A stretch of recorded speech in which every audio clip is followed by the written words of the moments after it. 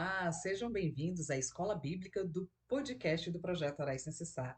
Eu sou Michele Munarete e, se for seu primeiro contato com o Projeto Orais Sem Cessar, te convido a conhecer as orações dos Salmos no site www.projetoraissemcessar.com ou na nossa página do Facebook e Instagram. Ouça também no Spotify. Quero te convidar a começar comigo a nossa escola bíblica. Nós vamos começar estudando os evangelhos. Você sabia que os evangelhos foram escritos durante o tempo do Império Romano, que começou com uma comunidade de várias pequenas cidades, por volta do ano de 753 a.C. Depois de 500 anos de guerras, tornou-se no poderoso Império Romano.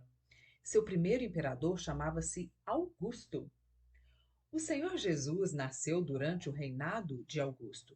O nome dele era Caio Júlio César Otávio Augusto, que reinou dos anos de 31 a.C. até o ano 14 depois de Cristo. Reinou mais ou menos 41 anos.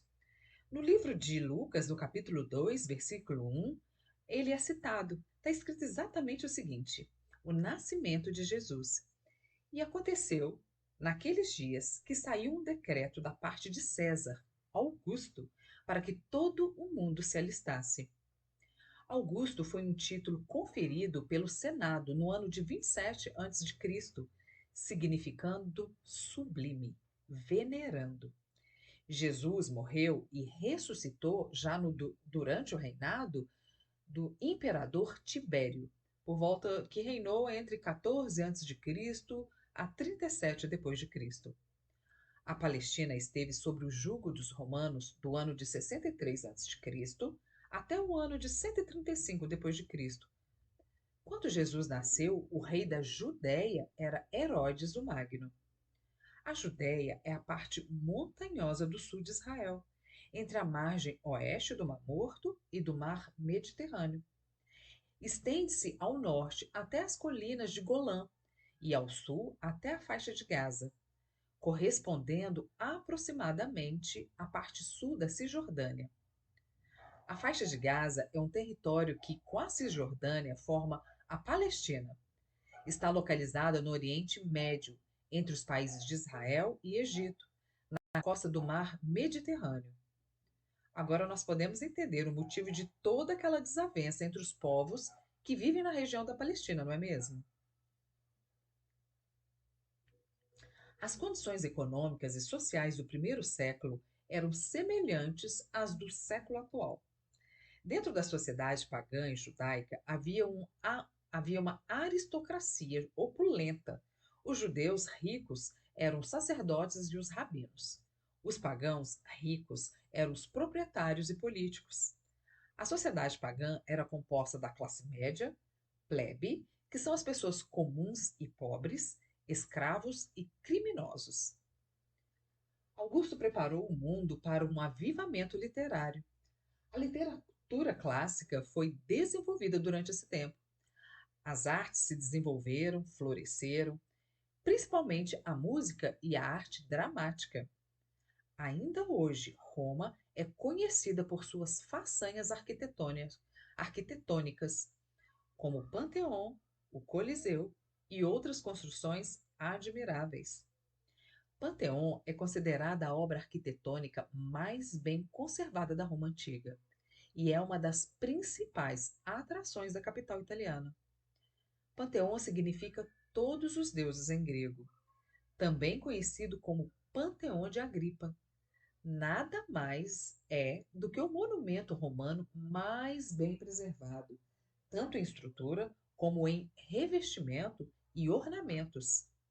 A construção foi inaugurada por volta do ano 27 a.C., durante o reinado do imperador Augusto. Agora vamos falar um pouquinho sobre o mundo religioso do Império Romano.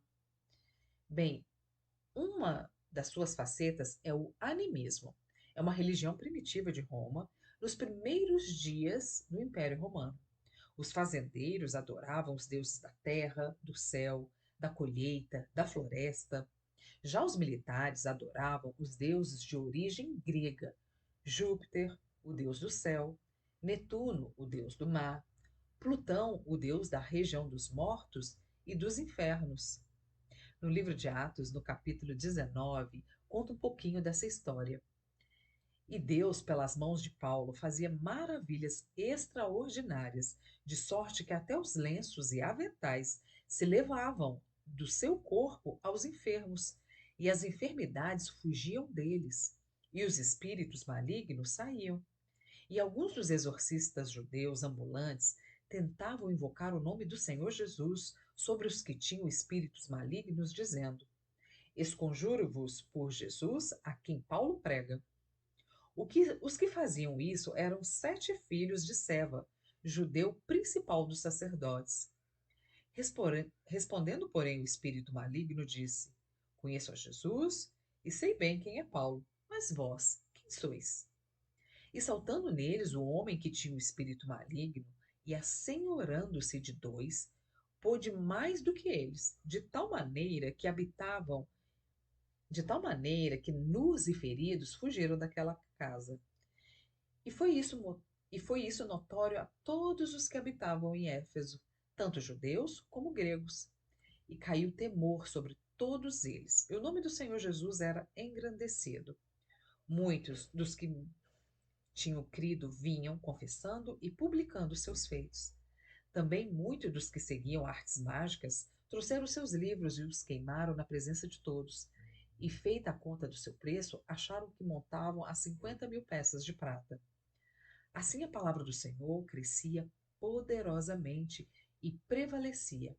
E cumpridas essas coisas, Paulo propôs em espírito ir a Jerusalém, passando pela Macedônia e pela Caia, dizendo: Depois que houver estado ali, importa-me ver também Roma. E enviando à Macedônia 2 daqueles que o serviam, Timóteo e Erasto, ficou com ele por algum tempo na Ásia.